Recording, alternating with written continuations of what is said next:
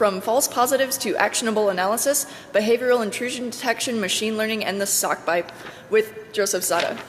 Please make sure that your cell phones are turned off, silent, or on vibrate. We do not need to hear your ringtone. Thank you.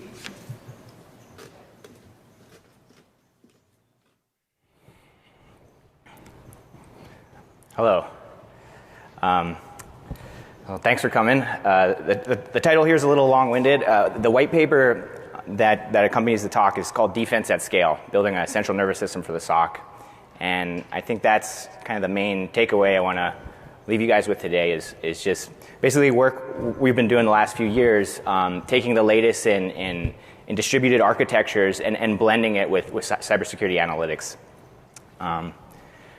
The goal is to kind of go through sort of like my research background, give a brief intro, and then kind of dive into a little bit of like business language, basically a tool I've used to help communicate data science ideas across interdisciplinary teams, and really to sort of try to communicate some of these complex ideas to business stakeholders and people who write the check at the end of the day.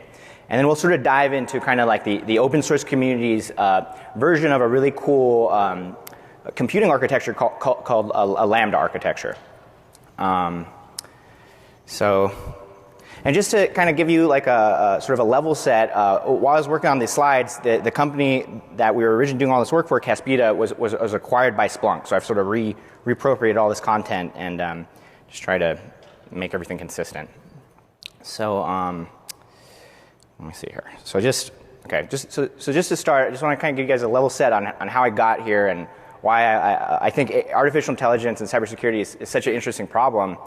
From a security perspective, I was playing around with like John the Ripper, Loftcrack, 15 years ago. First DEF CON I ever attended was DEF CON 8, and I went to a talk by a guy named John Erickson. He wrote Hacking the Art of Exploitation. He gave a really crazy talk called Number Theory, Complexity Theory, Cryptography, and Quantum Computing. And it was just this, like it was sort of, I was very impressionable at that age.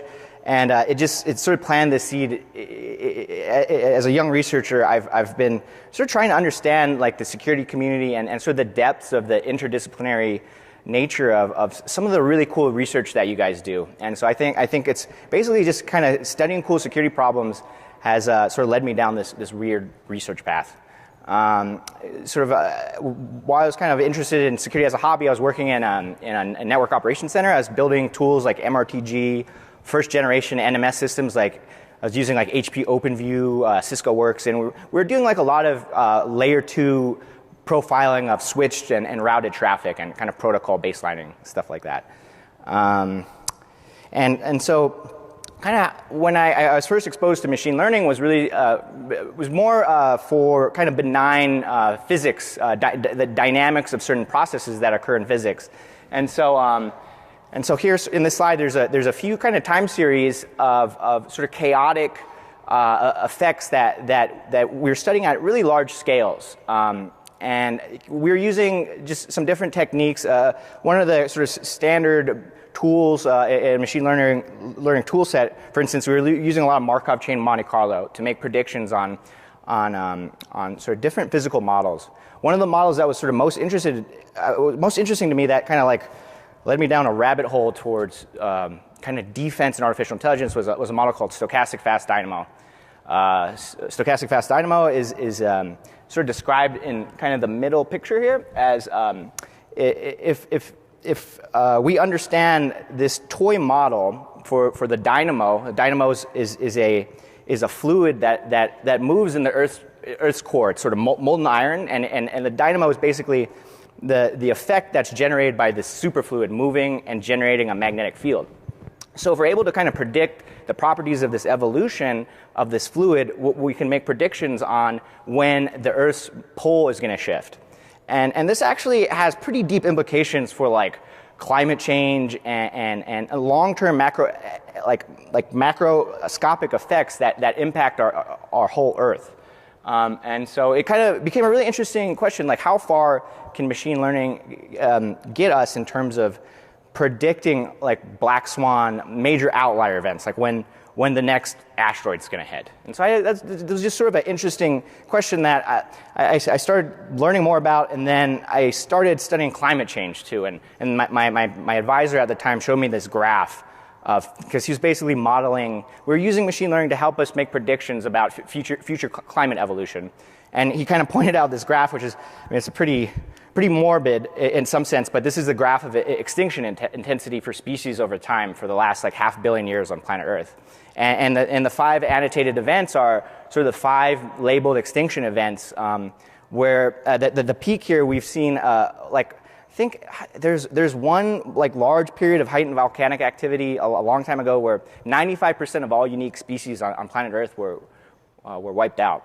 And I don't know, it's sort of a weird connection to make to these sort of longer term effects, but I was studying these phenomena and using the tools of a lot of time series prediction tools and other kind of machine learning methods to help us make predictions on really big questions. And eventually I sort of was led to seeing how researchers in cybersecurity were grabbing some of these tools and applying them to really interesting use cases.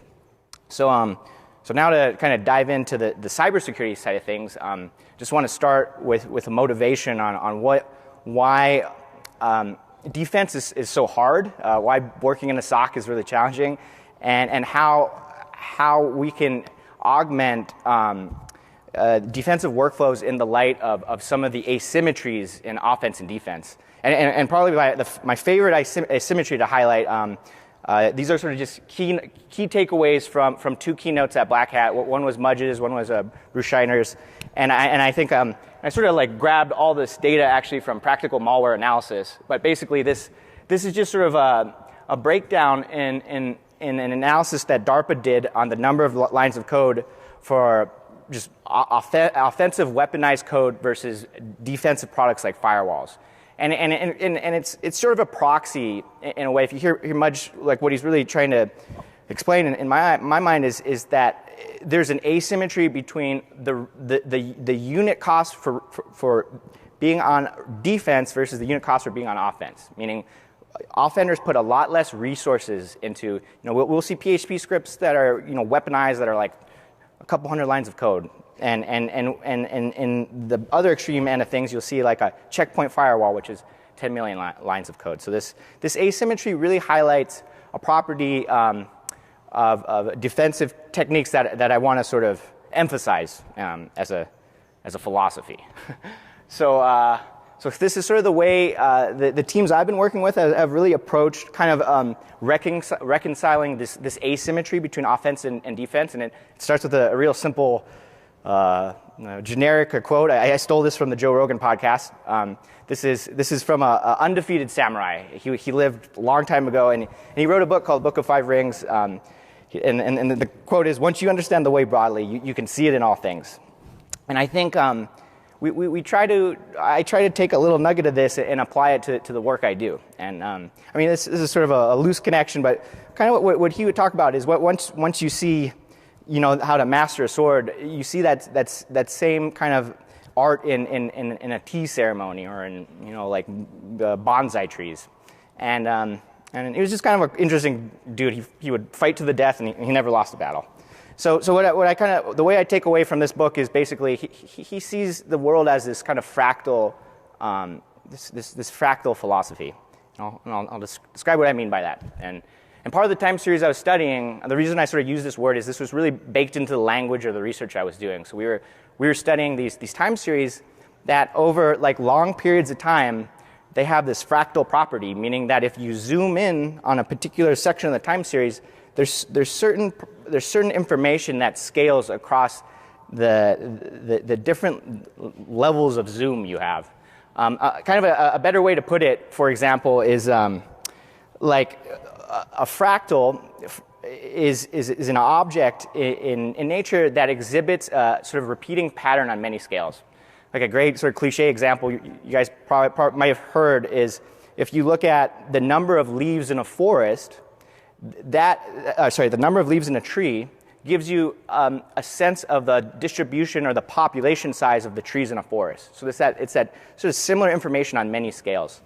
Also, like your cell phones, for instance, the fact that the antenna inside our cell phone is leveraging a fractal geometry to optimize the just energy ratios.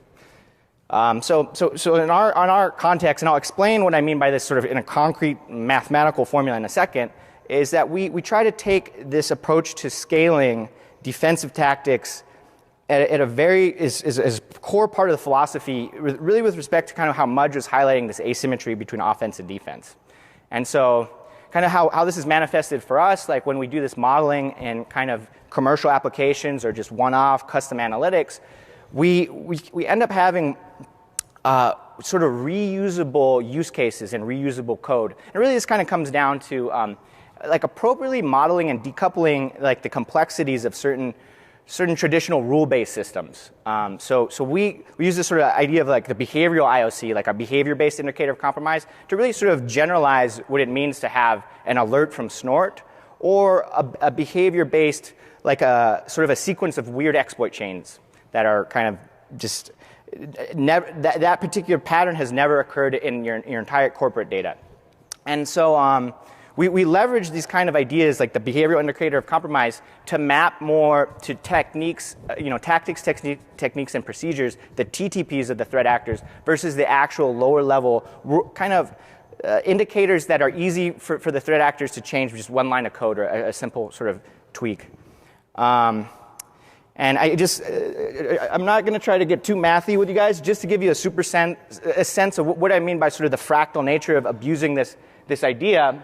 So we have two use cases that we kind of apply this like just kind of think of Formula 1.1 as it existing as a piece of code, and it's just sort of a special permutation of what we mean by behavioral indicator of compromise. In this case, we're just using it to come up with an n-gram score to detect pseudo-random domain names. This is pretty much like the most talked about example in machine learning for cybersecurity. So I don't want to elaborate on this too much, but basically we use this formula for the use case of pseudo-random domain name detection, and then we use a very similar formula. It's based on the same notion of leveraging our data, but it's implemented a little bit differently. And this model is applied to exploit chain detection. So it's a completely different use case, completely different behavior, and this kind of lets the defender be more sort of fractal in exposing kind of cool, just interesting signals in a way that they're easy to blend together in the right layer of computation.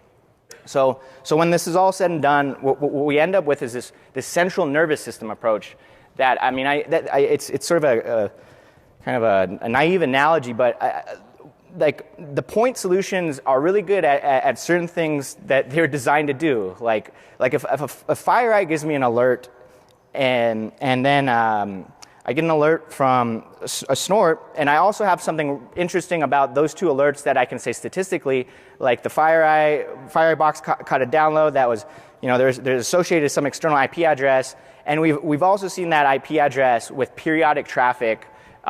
There's only one user in the entire network of 10,000 users that's talked the IP. There's all this sort of little weak signals of data-driven evidence that we can combine with sort of the static signal from the point solutions, and basically blend together an overall score for the behaviors. So we'll kind of dive back into this picture a little bit later on, but from a machine learning perspective, what we end up doing with this G, like how we score a cluster, how we sort of blend all these signals together, is typically this is either learned through some supervised learning algorithm, or a lot of times it's almost hard to beat what a security analyst will engineer heuristically for this G. So anyway, so that's just kind of, this is the sort of a loose introduction. The key takeaways we really want to leave you with are three main sound bites. I hope they're practical and not too hopefully there's not a lot of math or sort of complicated ideas behind it, but the first one that we tried to articulate here was the fractal defense. And it's just sort of a way to kind of brand some of this stuff. So the cybersecurity analytics paradigm is something I've been working on for a while now, and I've noticed I've noticed a couple of issues. Like one, a lot of the engineers we work with who don't necessarily bring security domain expertise to the table have a hard time decoupling like the sort of the infinite possible behaviors that manifest in kind of the different stories we see in the news. And so I kind of call this kind of making the mistake of looking at the threat surface as sort of a continuum of different behaviors, more from a machine learning perspective, because a lot of literature out there will end up without mapping a particular machine learning algorithm to sort of a security primitive. And I'll show you guys what I mean by that. So the goal here is just sort of like, one is to just motivate a way to describe what it means to rank order different cybersecurity analytics. And I would use this kind of language a lot to just help just bridge the communication gap between like data scientists, security researchers, and business stakeholders. I mean, a lot of times when you're working on these problems that in enterprises where the number of users is so large that the SOCs just don't have enough time to even really think about this, we're kind of always playing this this game of catch up. And so this is just a way to sort of insert the cybersecurity analytics into the conversation and help roadmap in the bigger scheme of all the day-to-day SOC activities. So and just kind of want to walk you through sort of how I would do this, basically as just from a philosophy perspective. I mean, this is, so pretend we're with Acme Corp. I mean, this is, as a consultant, I would do this a lot. We would get like a list of, kind of jump ahead here and just show you sort of like, pretend we're just, dealing with a conversation on how we want to kind of better mitigate particular attacks that we don't have coverage for yet. So we're sort of enumerating our threat surface and just sort of listing the use cases that are top of mind for security, for the business stakeholders. So this is, I'd play this game a lot. I would get in a room and we'd say, okay, these are the 5 use cases that are most top of mind for us. I mean, and they run the gamut. I mean, there's so many things. In a large environment, we see, I mean, and I just kind of sort of scattered some of the most common, a lot of the common things I've worked on or are just popular recently. So kind of think of getting this big grab bag of use cases that sort of is trying to enumerate the threat surface. And we kind of just take your favorite list of use cases, and the next step is to determine coverage and impact risk, which is sort of a fun exercise for business stakeholders. And I don't think it's really practical for most shops. Really large shops, like I know Microsoft has like a bunch of data on the cost of breaches, and so if you're able to calculate this stuff, it's pretty actionable for the business side of things. But I think for a security intuition, security researchers and analysts know, like detecting command and control in general is maybe just like has less of an impact than detecting someone that's walking the entire OU tree with a sort of past the ticket footprint a little bit ahead before that. And then the third step is to sort of express this stuff in a couple simple dimensions so that we can then come up with a ranking for the different use cases in the threat surface. So this is kind of just taking all these use cases. I mean, we can think of millions of different possibilities, but at the end of the day, in my mind, it just comes down to coming up with like a basic formula or a basic approximation. So what it means to have one of the return on investment for investing in one of these use cases. And I kind of wrote a simple formula down here. I would show, like, I use this at a couple companies. I don't think this is right, but I wanted to put it down as a way to kind of motivate the conversation and more debate on what is important for really measuring the value of a cybersecurity analytic. And for example, like the way this started happening is what we would do is we'd stand up a couple of analytics in the sort of the WAN side of detection. So we'd have like command and control detection and maybe exploit chain detection. And then we would sort of operationalize those analytics and have the SOC team just as part of escalations every day triage the output. So you think of like one row of output occurring for like one of these custom solutions. we would measure the time it took for basically the validation of the security researcher to say, oh, this is true positive or false positive. So in the WAN, we see like when we give them external IP data, who is information, on average it would take a security researcher an hour to validate one of these WAN analytics. But in the LAN, like if we had like an AD, Active Directory based machine learning driven analytic, on average we were taking the shop I did this, it was about 20 hours per row of output for kind of the pass the hash, pass the ticket detection in the LAN. And this kind of let me just sort of crudely approximate what I meant by value. So in terms of value, what to me the most important thing from a practical takeaway working with the SOC was not only the impact risk, but just the cost of validating the tool, the technology, the analytic itself. And so the value of the solution is actually kind of on the y-axis, and on the x-axis is sort of the cost of the validation. And in sort of my experience, this is such a crude approximation to a very complex problem with many dimensions. So one way to sort of augment the graph without adding another axis is just to kind of bake in the information from the signals for sort of the different components of your infrastructure.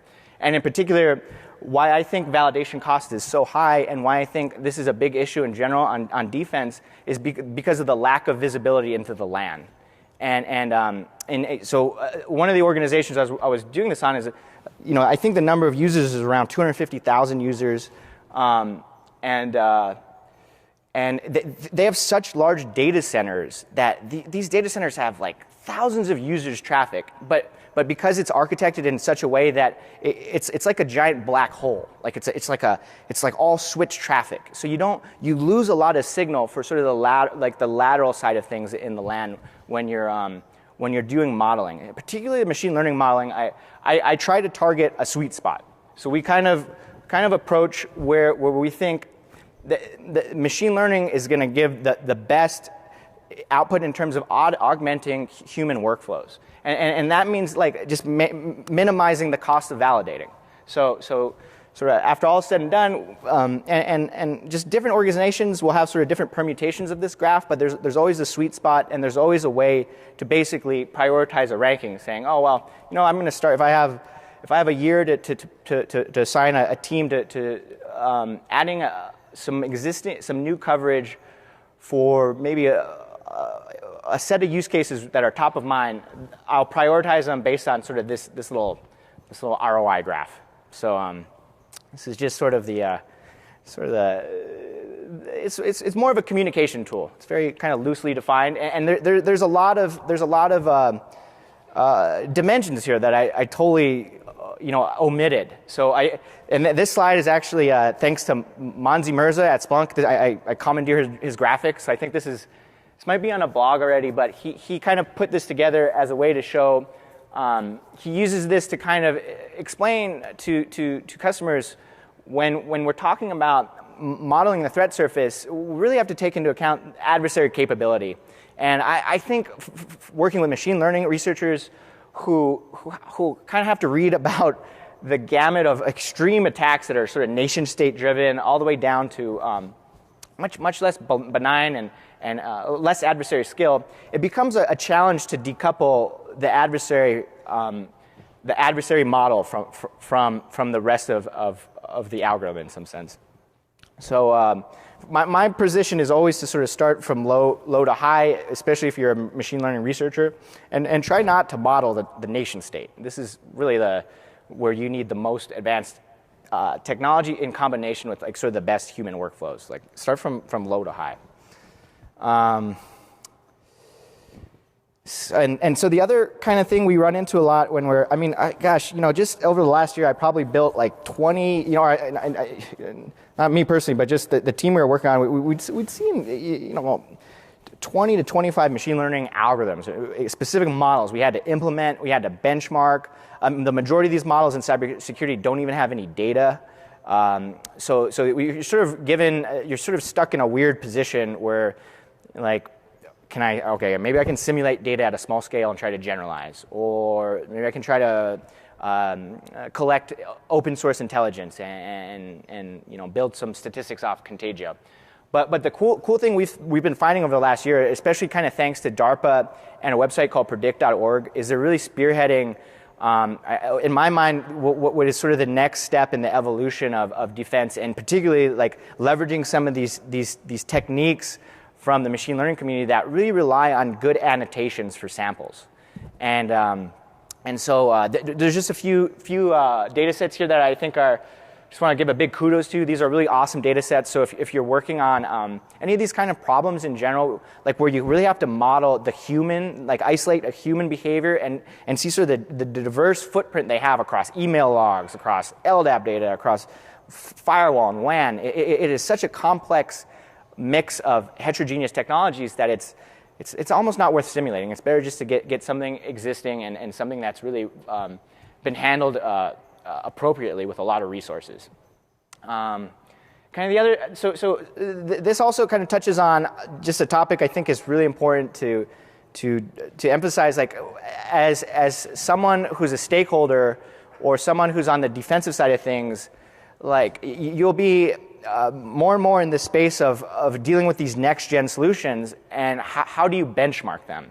And part of what I've seen working with SOCs and dealing with like the constant fire drill of just evidence collection and day-to-day escalations, it's hard to leverage the information from the SOCs workflows in the machine learning path without some sort of normalization. Like typically, like I'll work with one researcher who keeps all their evidence notes in Sublime, and then another researcher will keep all their notes in Excel, and there's not like sort of a normalized format like that describes sort of the output of sort of the evidence collection that's annotated specifically for machine learning. So that's just hopefully something you can gel on, and then and just to sort of emphasize that further, this is what Bruce Scheiner said in his Black Hat keynote last year was the real problem in security is requirements are non-functional.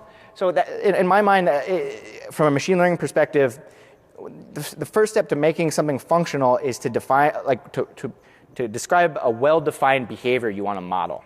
And then once we know what that behavior is, like exploit chain detection, I can go to the malware dump and just pull down the whole set of exploit chains for last year and validate that with a set of known examples. So that's sort of what I mean by just kind of emphasizing the functional requirements. Okay, so hopefully that wasn't like too boring of a kind of business side of things, but just the big takeaway for me from that part of the content is just it's been a very effective tool for communicating across teams. So hopefully that's what you guys use it for.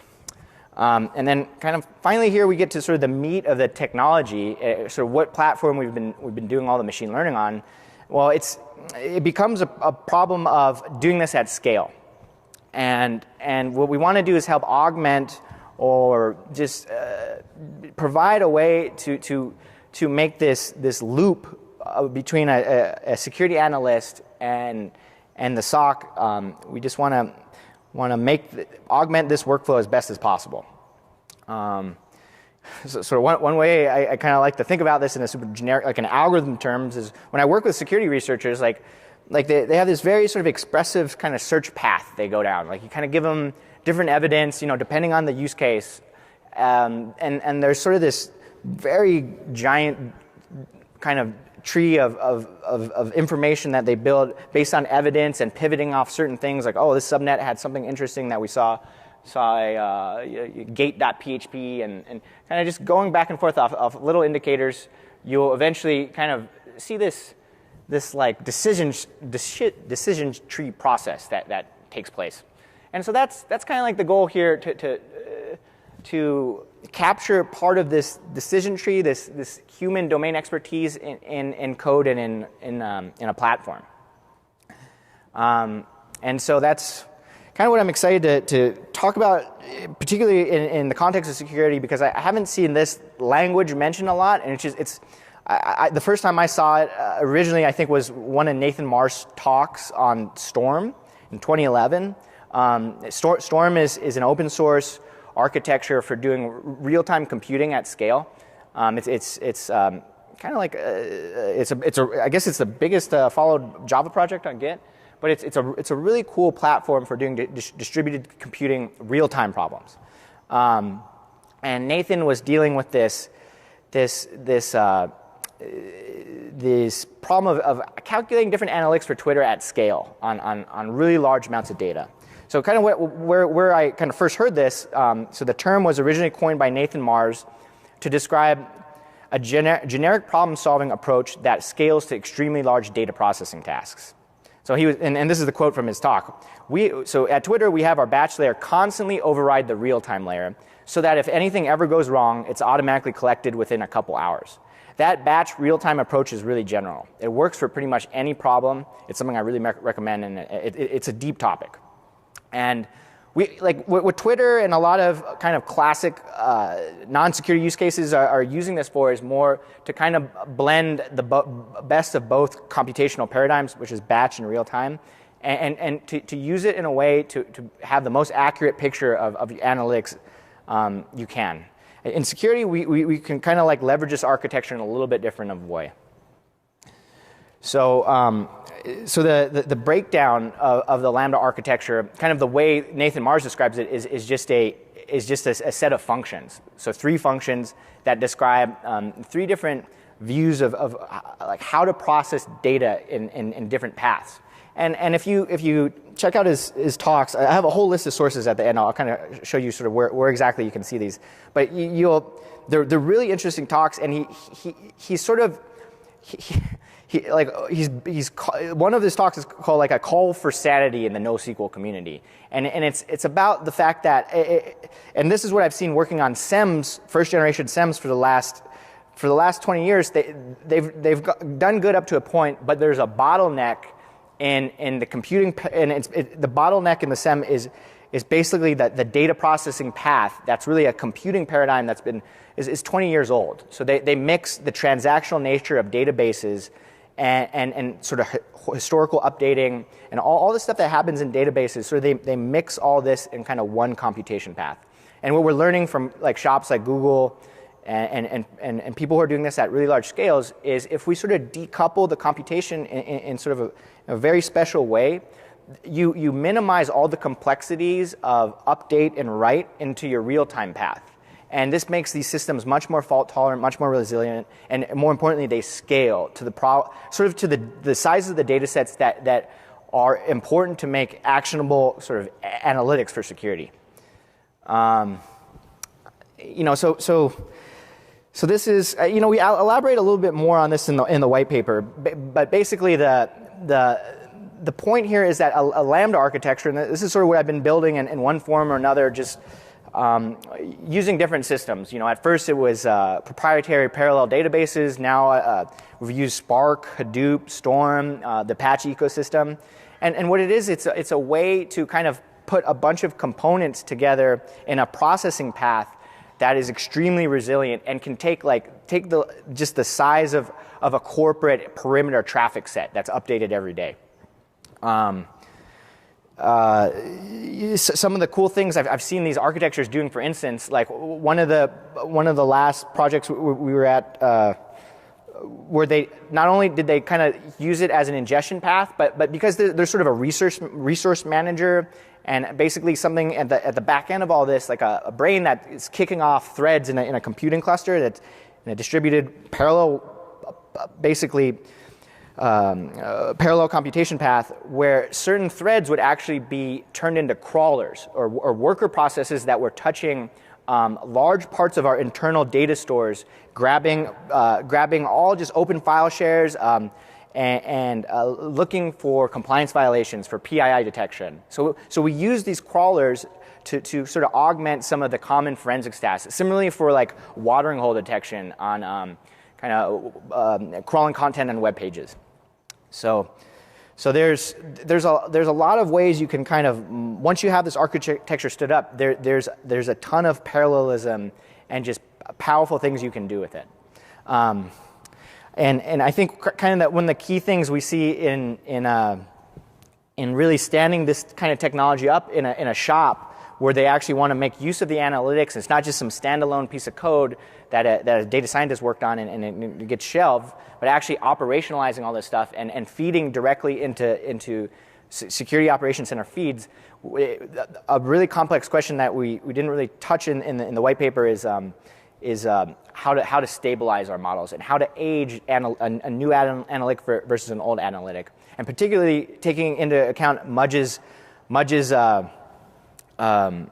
notes on the asymmetry of offense and defense. We're going to be dealing with concept drift, meaning our labels are going to change over time. So this particular part of the operationalization is really important for ensuring that we are making the best analytic choice possible in an automated fashion. And I have to thank Marius for this slide. This is actually one of the engineers who's just super cool to work with. He kind of architected all this stuff, so this is a commandeered this slide. And I think for me, just thinking about this Lambda architecture, I mean, it's such a deep topic to just try to gloss over really fast. But it's more of, again, it's more of a philosophy thing. And I think one way to think about it, I'll kind of show you guys how it sort of visualizes an actual computation in a second. But I think, for instance, a great example of what you want to do in a batch path, which is super simple. I pretty much do it in every analytic that's looking at outbound stuff.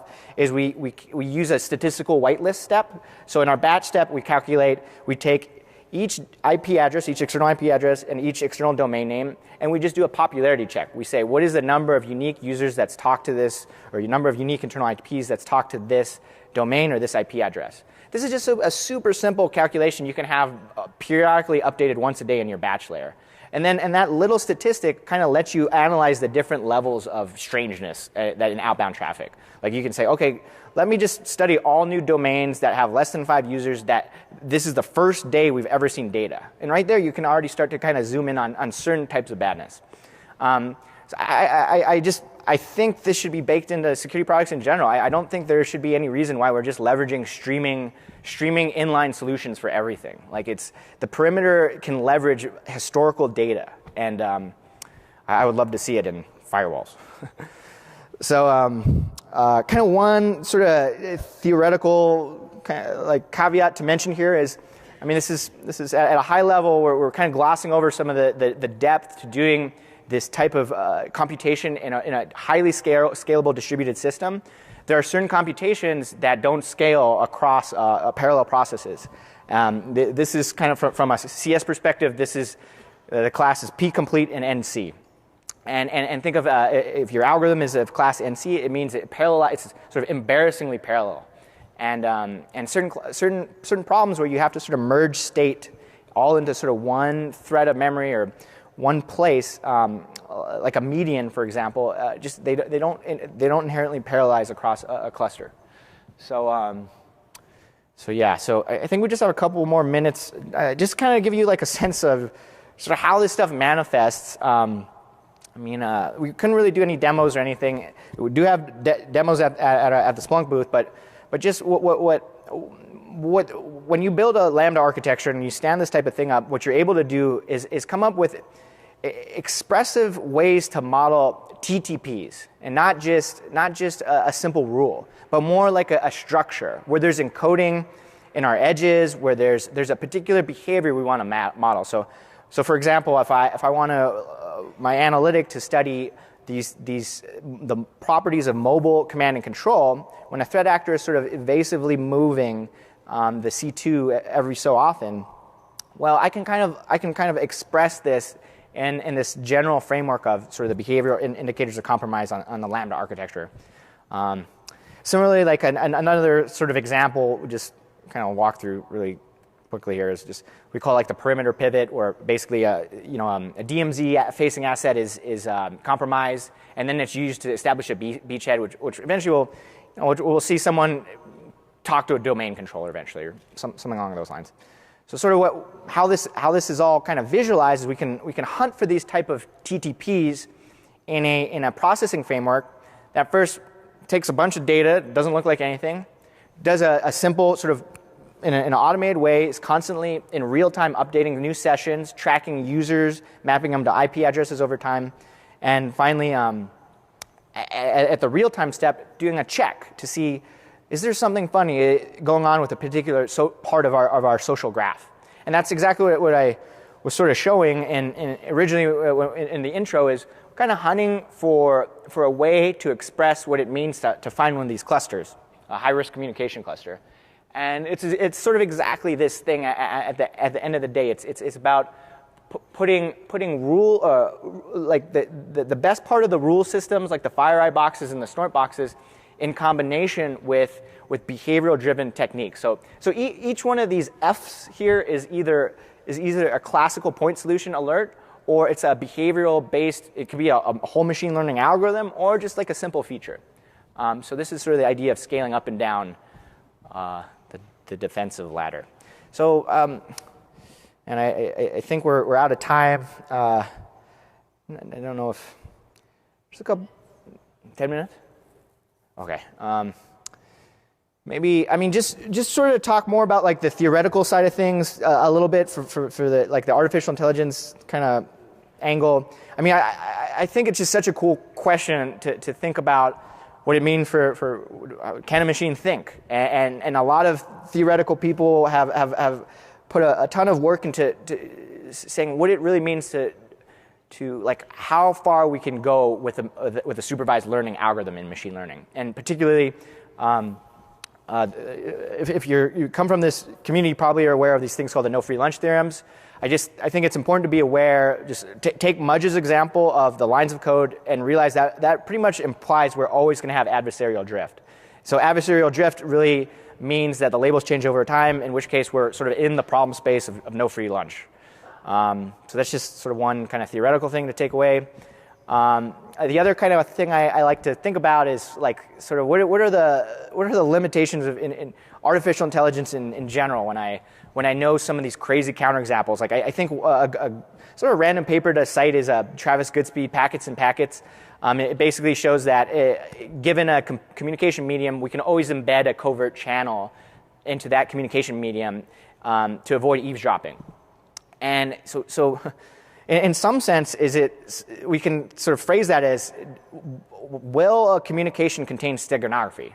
And is that even a tractable problem for machine learning? And well, I think this isn't really the right way to phrase it. It's not equivalent to the halting problem, but I think the halting problem is sort of a good. I feel like we're constantly running up against the halting problem in cybersecurity. I originally saw someone from Veracode had this on their Twitter handle, how she always, basically her day job is looking at poorly written web apps, and she's like, pretty much I'm cheating at the halting problem. I'm trying to guess if a program's going to crash or is exploitable. I like that philosophy. I think there is something to be said about what is the limit of an algorithm in terms of detecting steganography or any of these things, an exploit. How far can we really go? And for sure we know the halting problem, the reason I sort of put it up here is the halting problem is famous because it was one of the first problems proven algorithmically undecidable.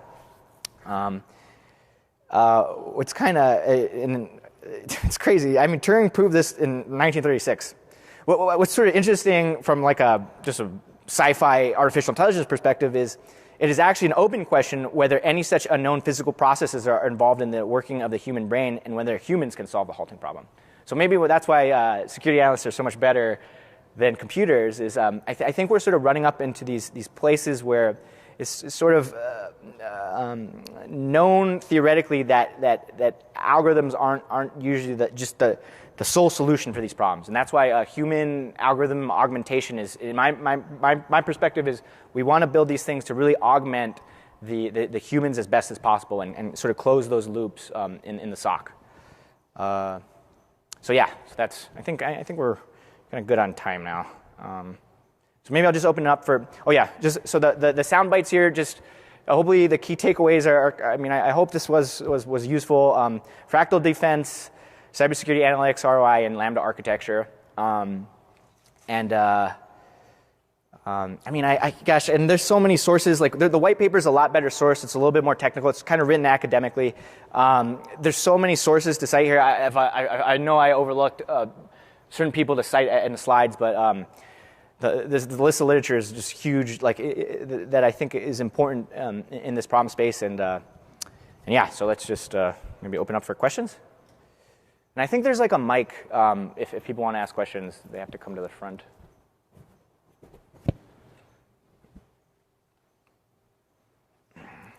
And I guess there's surveys. If anyone, if you guys just leave your survey on your desk or a chair, I mean. Thanks.